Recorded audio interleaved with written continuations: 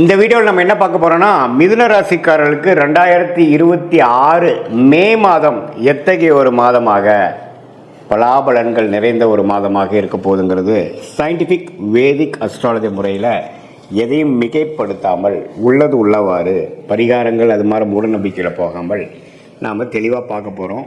இதில் பார்த்திங்கன்னா ஆண்டு கிரகம் என்று சொல்லப்படுகிற குரு, சனி, ராகு, கேது மிதுன ராசிக்கு எப்படி ஒரு அமைப்பு இருக்குது, அதே சமயத்தில் மாத கிரகமாகிய ராசி அதிபதி புதன், சூரியன், செவ்வாய், சுக்கிரன்லாம் எது மாதிரி அமைப்பில் வருது, அதை வைத்து உங்களுக்கு வரக்கூடிய வாழ்க்கை சம்பவங்கள் எது மாதிரி இருக்குது, எது மாதிரி விஷயங்களுக்காக நம்ம எதிர்பார்க்கலாம், எது மாதிரி அமைப்புகள் காத்திருக்கிறதுங்கிறது நம்ம துல்லியமாக சயின்டிஃபிக் வேதிக் அஸ்ட்ராலஜியில் முறையில் 2026 மே மாதம் மிதுன ராசிக்கு எப்படி இருக்க போகுதுன்னு இந்த வீடியோவில் பார்க்க போகிறோம். இப்போ பாருங்க, ராசிக்குள்ளேயே குரு இருக்கிறார், 10ஆம் இடத்துல சனி இருக்கிறார். ராஜோகாதிபதி சனி இருக்கும் பொழுது கடந்த ஒரு வருஷமாக பல புரட்சிகளையும் பல முயற்சிகளையும் செய்து கொண்டிருக்கக்கூடிய மிதுன ராசிக்காரர்கள் தொழிலாக இருந்தாலும் சரி, வேலையாக இருந்தாலும் சரி, நிறைய முயற்சிகள் செய்கிறீங்க. அப்ஸ் அண்ட் டவுன்ஸ் வருது, ஆனால் அதில் போராடி போய் கொண்டிருக்கிறீர்கள். அதில் யோகங்களும் இருக்குது, சில குறைபாடுகளும் உண்டு. ஆனாலும் யோகங்கள் அதிகமாக வரக்கூடிய அமைப்புகள் உண்டு. அதே சமயத்தில் ராகு 9ஆம் இடத்திலும் கேது 3ஆம் இடத்திலும் இருந்து ஒரு மாதிரியான பலனை கொடுத்து கொண்டிருக்கிறார். இதில் ராகு குருவின் பார்வை பெறுகிறாருங்கிறது ஒரு நல்ல விஷயம். இப்படி ஒரு அமைப்பு இருக்கிறப்போ உங்களுடைய மாத கிரகமாகிய ராசி அதிபதி புதன் எப்படி இருக்கிறாருன்னா 11ஆம் இடத்துல இருக்கிறார். மாதத்தின் ஸ்டார்ட்ல 3rd and 4th week, second half of May என்ன ஆகிறாருன்னா புதனே பார்த்தீங்கன்னா 12ஆம் இடத்துக்கு அதுக்கு பிடித்த சுக்கிரனோட வீட்டில் வரார். ஸோ அருமையான ஒரு அமைப்பு மிதுன ராசிக்காரர்களுக்கு பொறுத்த வரைக்கும் மே மாதத்தில் நல்ல ஒரு அமைப்பு இருக்குது. ஏன்னா மெல்ல சனி விட்டு விலகிட்டாரு, செவ்வாய்ங்கிற கிரகத்தை விட்டு விலகிறார். ஸோ சனி செவ்வாயோட விலகி புதன் வந்து மெல்ல சுக்கிரனோட வருது, சுக்கிரனோட வீட்டுக்கு போகிறது அப்படிங்கிற மாதிரி அமைப்பு வரும்பொழுது இதுவரை கடந்த 3-4 வருஷம் 3 மாதமாக ஜனவரி மாதம் 2026 சில வாய்ப்புகளை நழுவ விட்ட மிதுன ராசிக்காரர்கள் இந்த டைமில் வந்து நல்லாவே கையில் 2 கையிலையும் பிடிச்சிக்கக்கூடிய அமைப்புகள், திருமண விஷயங்கள், இல்லற விஷயங்கள், பெண்கள் விஷயங்கள், கணவனாக இருந்தால் மனைவி, மனைவியாக இருந்தால் கணவன் இல்லை, அது மாதிரி விஷயத்தில் அந்யோன்யங்கள் பெறுகிற மாதிரியும் நல்ல சுகபோகங்கள் வளரக்கூடிய அமைப்பு, வசதிப்படுத்திக்கக்கூடிய அமைப்பு, வாழ்க்கையில் உங்களுக்கு வேணுங்கிற சில வீடு விஷயமா இருந்தாலும் சரி, வண்டி வாகனமாக இருந்தாலும் சரி, வசதிப்படுத்திக்கக்கூடிய அமைப்புகளில் அதுக்கு வேணுங்கிற பண வரவுகள் எல்லாமே நன்றாக இருக்கக்கூடிய அமைப்பாக மே மாதம், குறிப்பாக சொல்லணும்னா செகண்ட் ஹாஃப் ஆஃப் மே வந்து மிதுன ராசிக்காரர்களுக்கு இருக்குதுங்கிறது நாம் தெரிந்து கொள்ள வேண்டும். இது ஒரு அற்புதமான ஒரு விஷயம். அதே சமயத்தில் சூரியன் 11ஆம் இடத்துல இருக்கிறார், அது லாபஸ்தானத்தில் இருக்கிறார். ராசி அதிபதி 11ல் இருக்கிறார். சுக்கிரன் பாருங்க 12ஆம் வீட்டிலே இருந்து மாதத்தின் செகண்ட் ஹாஃபில் ராசிக்குள்ளேயே வரார்.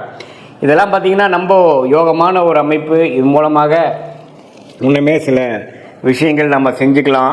வாழ்க்கையில் இதுவரை நம்ம செய்யக்கூடிய படிக்கக்கூடிய ஸ்டூடெண்ட்ஸாக இருந்தாலும் சரி, மாணவர்கள் இருந்தாலும் சரி, ஒரு உத்தியோகத்தில் இருக்கிறவங்க இருந்தாலும் சரி, நடுத்தர வயதினராக இருந்தாலும் சரி, நல்ல டக்குன்னு சில விஷயங்கள்லாம் நடந்தது. நம்மளால் காத்துட்டு இருந்ததெல்லாம் கொஞ்சம் ஓரளவுக்கு பண்ணிட்டேன், சில விஷயங்கள் எனக்கு கைவிட்டு போனதெல்லாம் இப்போ கொஞ்சம் கிடச்சிது அப்படிங்கிற மாதிரி ஒரு நல்ல யோகமான ஒரு அமைப்பாக மிதுன ராசிக்காரர்களுக்கு அது வருது. அதே சமயத்தில் மாதத்தின் ஃபஸ்ட் அண்ட் செகண்ட் வீக் பார்த்திங்கன்னா ஃபஸ்ட் ஹாஃபில் பார்த்திங்கன்னா செவ்வாய்ங்கிற சத்ருபா அதிபதி பார்த்திங்கன்னா சனியோடு சேரும் பொழுது கொஞ்சம் உடல் உபாதைகள், வண்டி வாகனத்தில் போகிறப்ப கேர்ஃபுல்லாக இருக்கணும். ஏன்னா 6ஆம் வீட்டு அதிபதி சனியோடு சேர்ந்து 10ஆம் இடத்துல இருக்கும் பொழுது தொழிலில் வந்து சில சங்கடங்கள், சில எதிர்ப்புகள் வரலாம். கொஞ்சம் கேர்ஃபுல்லாக முதல் ஃபஸ்ட் ஹாஃப் பார்த்துக்கிட்டு செகண்ட் ஹாஃபில் வந்து அதோட லாபத்தையும் அதோட நல்ல பலனையும் அணிவிக்கக்கூடிய ஒரு அற்புதமான ஒரு மாதமாக சுக்கிரனுங்கிற ராஜோகாதிபதி ராசிக்குள்ளே வருவதனாலையும்,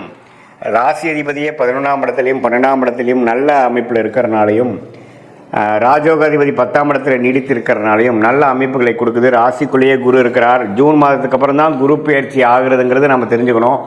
அதுக்கப்புறம் பார்த்திங்கன்னா நிறையா குடுக்கல் வாங்கல் அதிகமாகவும், நிறையா இன்வெஸ்ட்மெண்ட்ஸ் அது மாதிரி போகும். ஆனால் மே மாதம் வந்து அதுக்கு வேணுங்கிற நல்ல ஒரு ஃபவுண்டேஷனை கொடுக்கக்கூடிய ஒரு அற்புதமான ஒரு மாதமாக மே 2026 மிதுன ராசிக்காரர்களுக்கு வருகிறதுங்கிறது நம்ம தெரிஞ்சுக்கணும்.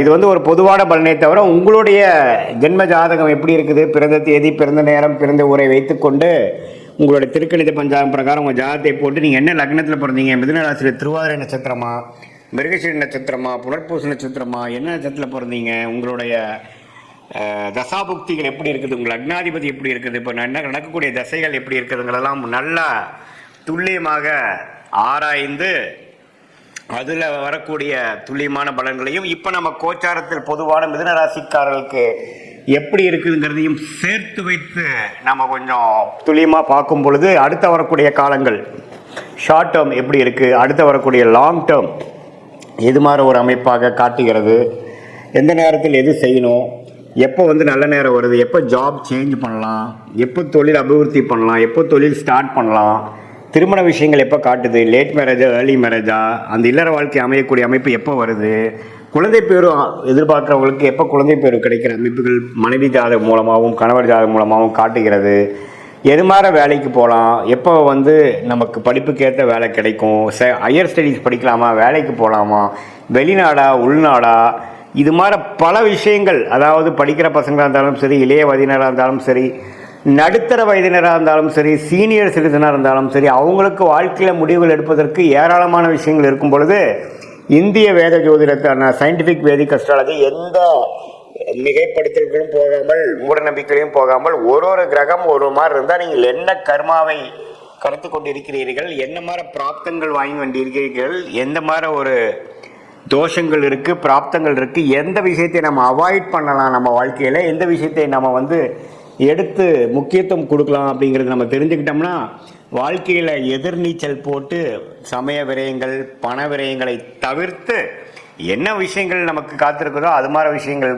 செய்து கொண்டு அதுக்கு நம்ம பாஸ்ட் லைஃப் கரெக்டாக நம்மளுடைய சயின்டிஃபிக் வேதிக் அஸ்ட்ராலஜி முறையில் மேட்ச் ஆகுதா, நம்ம பாஸ்ட் லைஃப் நம்ம ப்ரிடிக்ட் பண்ணுறது கரெக்டாக இருக்கா அப்படிங்கிறத செக் பண்ணிவிட்டு இப்போ ப்ரெசன்ட் டைம் எப்படி இருக்குது, அடுத்த வரக்கூடிய இம்மீடியட் ஃப்யூச்சர் எப்படி இருக்குது, அதுக்கப்புறம் வரக்கூடிய லாங் டேர்ம் ஃப்யூச்சர் எப்படி இருக்குங்கிறதெல்லாம் துல்லியமாக பார்த்து அதற்கேற்ற முறையில் நாம் நல்ல அமைப்பாக நாம் நம்மளுடைய வாழ்க்கை சம்பவங்களை அமைத்து கொண்டு அதுக்கு தகுந்தமான முயற்சிகளை நம்ம செய்யும் பொழுது மிதுனராசிக்காரர்களுக்கு இப்போ இருக்கக்கூடிய அந்த பொதுவான ஒரு அமைப்பு எது மாதிரி விஷயங்கள் காட்டுதோ அதை இன்னுமே நம்ம ஃபைன் டியூன் பண்ணி எது மாதிரி விஷயத்தில் எது மாதிரி டைமில் நம்ம எடுக்கலாம், எந்த விஷயத்தை நம்ம அவாய்ட் பண்ணலாம், நம்மளுடைய யோகமான கிரகம் என்னவா வருது, எதை நோக்கி போகலாம், எதில் நமக்கு லாபங்கள் அதிகமாக இருக்குது, எதில் நமக்கு பிராப்தங்கள் இருக்குது, எந்த டைரெக்ஷனில் போனோம்னா நம்ம ஈஸியாக நம்ம எதிர்நீச்சல் போடாமல் எளிதில் நம்மளுடைய குறிக்கோள்களை நம்மளோட கோலை அச்சீவ் பண்ண முடியுங்கிறதை சயின்டிஃபிக் வேதிக் அஸ்ட்ராலஜி முறையில் தெரிந்து கொண்டேனால் கண்டிப்பாக வாழ்க்கையில் எதிர்நீச்சல் போடாமல் எளிதில் வெற்றி பெற முடியும் என்று சொல்ல விரும்புகிறேன். மீண்டும் மற்றொரு காணொலியில் சந்திப்போம். நன்றி, வணக்கம்.